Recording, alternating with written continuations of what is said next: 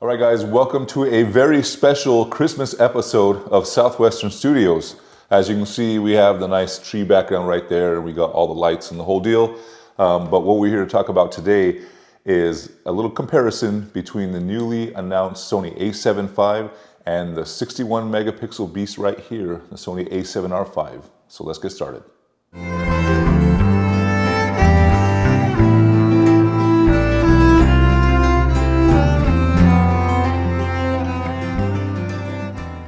Okay, so let's go ahead and just start with the sensor. Sony A7V, 33 megapixels, partially stacked sensor, better readout speeds. The A7 IV had excellent image quality in my opinion. I don't expect the A7V to have any different. Should be looking good there. Sony A7RV, on the other hand, is where we start to see just a really high resolution files from 61 megapixels.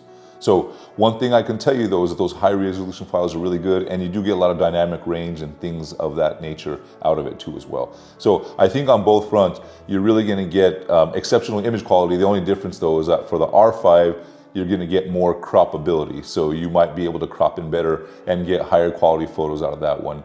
But aside from that though, no matter which camera you're getting, you're gonna be taking really good stills. Okay, moving on to autofocus. In both cameras, we have 693 phase detection points with the AI autofocus chip on there too as well. So I expect the autofocus to be quite snappy on both cameras. On the A7RV, it really is. And even on the A7 IV without the AI chip, I thought it was pretty good. It did everything it needed to be. So with the Sony A7V, realistically, we should have the best autofocus out of all three, but I don't think it's gonna be that much further ahead than the A7V. All right, so as far as burst shooting goes, this is where it really starts to get quite juicy. So the Sony A7R5 delivers 10 frames per second burst shooting in mechanical shutter mode with 61 megapixel files. Now the Sony A7V, on the other hand, delivers 30 frames per second, blackout free on the electronic shutter. That is amazing. So think about it from wildlife, sport shooters perspective. So you get triple the frames per second off that one. Now there's a lot of people that are gonna say, well, 10 frames per second is good enough and 30 frames per second, do we really need all those files? Maybe not, but again, for wildlife shooters, bird shooters, sport shooters, things of that nature, like you really wanna get the shot, and giving yourself, instead of 10 times per 1 second to get the shot, now you're getting 30 times for that same time frame. Chances are you're gonna get the shot is gonna be a lot higher of a percentage, which is good, okay? So to me, that's a really big thing right there. Just the fact that on the A7V, we have the 30 frames per second, blackout free, electronic shutter, burst fire rate, however you wanna call it, it's great, it's amazing, I love it. Okay, as far as the LCD screen goes, they're both 3.2 inch, 2.1 million dot, 4-stop multi-swivel axis touch screens.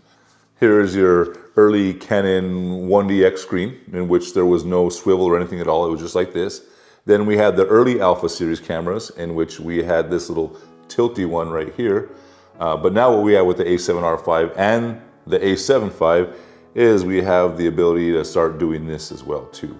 So you can really have a variety of different angles and things that you just wouldn't have had if it was straight like this out.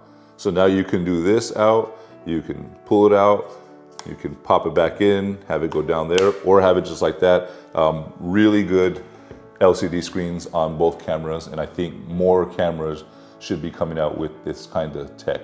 Just makes it a lot easier to frame things up when you have these odd angles that you're trying to get into. So the A7V, we have the one CF Express Type A/SD UHS-2 hybrid, and on the A7RV, we do actually have two CF Express Type A slots with the dual SD UHS hybrid too as well. So a little bit better on the A7RV. But on the other hand, on the A7V, you have two dual USB card slots. So you can go ahead and power your camera at the same time while you're live streaming and things of that nature too as well. So you get a little more flexibility there. Okay, so let's talk about the processors of both cameras real quick.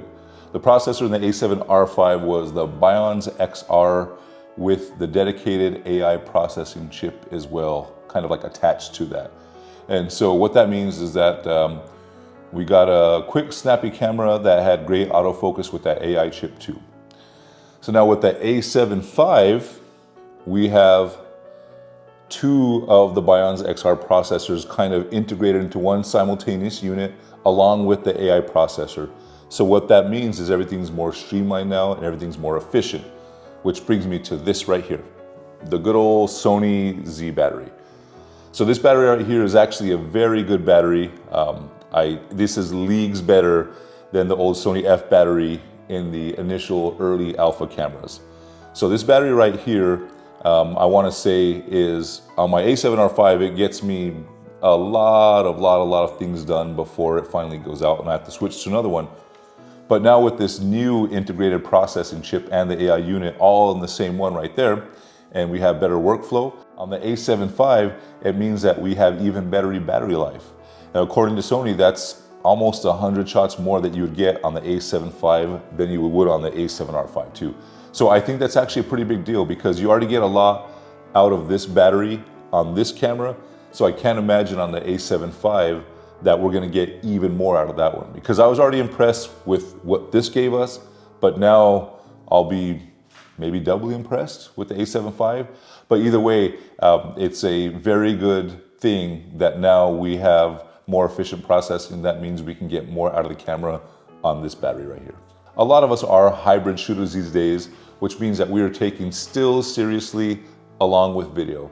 So with that being said, there are some pretty big differences between the Sony A7RV and the A7V for video, and we're gonna go ahead and talk about those ones because I wanna delve a little bit deeper in that than just the basic surface level things. Starting off with the Sony A7RV. Even though it's a capable camera, but there are some really strange choices I think that were made with the video modes. And they all came down to the readout speed of that sensor. So the Sony A7RV has 8K cropped 24p. Now that sounds really good and sounds really impressive until you find out that there is some significant rolling shutter there. Now with that being said, we can move on to 4K. So we have a full 4K full frame readout, but unfortunately that 4K on that full frame is just not as sharp as it needs to be. But even if we go into Super 35 mode, we still get that really bad rolling shutter. And it's quite a shame that a camera that theoretically should be really capable for video is marred by that one singular thing, which is bad rolling shutter.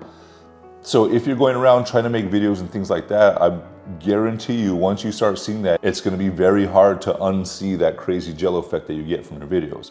And there's some people who say, well, rolling shutter, it's what you make of it or the way you videos, but I'm telling you, the more you film, the more you're gonna notice it, and it's just kind of a bad deal all around. So the video is passable, but what really kills it, in my opinion, is just that rolling shutter issue with that slow readout sensor, just straight up.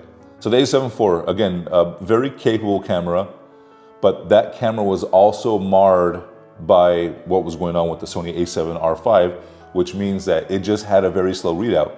So you had sharp 4K 24p, full sensor readout, looks really nice, but guess what? As soon as you started moving around, rolling shutter. Okay, well, let's go ahead and go to the 4K 60p mode. Okay, less rolling shutter, but guess what? Now it's cropped. So there was a lot of like opportunities, I think, with that camera. So the A7 IV had its flaws with the video, and noticeably it was just the rolling shutter. Like those were the things that really kind of kept it from being the true hybrid camera that the A7 III was.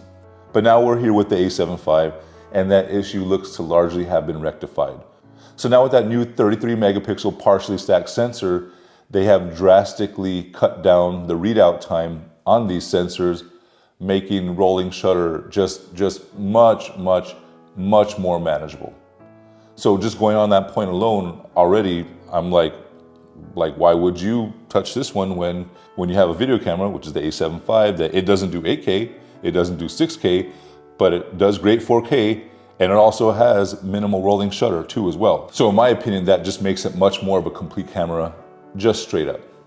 And that leads me to the last and final comparison of these cameras, is the fact of the price of these cameras. So the Sony A7RV currently stands, without sales and things like that being included, at about $4,200 pre-tax, so maybe $4,400 with tax. Now think about that. That's a lot of money. What are you getting for that money? What are we getting for this? Okay, we're getting 61 megapixel stills. But now what are we getting in this one that we don't have in the A7V? And I'm thinking about it and I'm still just seeing 61 megapixel stills. Now we move over to the A7V for a second and we look at the price, and that price I want to say is $2,899, $2,900. So we'll say $3,000 with tax, brand new. And so what do we get from that? So we get a few things, but in my opinion, the main ones are gonna be as follows. So you have that great 33 megapixel sensor, now faster. You have 30 frames per second burst mode shooting in electronic shutter, which will help on the wear and tear of the mechanical shutter. So 10 frames per second, 30 frames per second on the A7V. Huge difference maker right there, absolutely huge. Now this is for photos. So then you turn it around to the video side, and sure you have things like better battery life on the A7V, but realistically, on the video side, now we have a very fast readout, super high quality sensor in which to film video with. We have 4K 60 uncropped now. We have 4K 120, it's cropped, but it's still there, it's still available. And most importantly, we have that fast readout sensor, which means that we're gonna have way less rolling shutter. And I think that's gonna make the difference for videographers, cinematographers who want to use these kind of cameras, but we're kind of stuck with that bad rolling shutter. So now they have a very solid option. We have a solid option for stills photographer, solid option for videographers.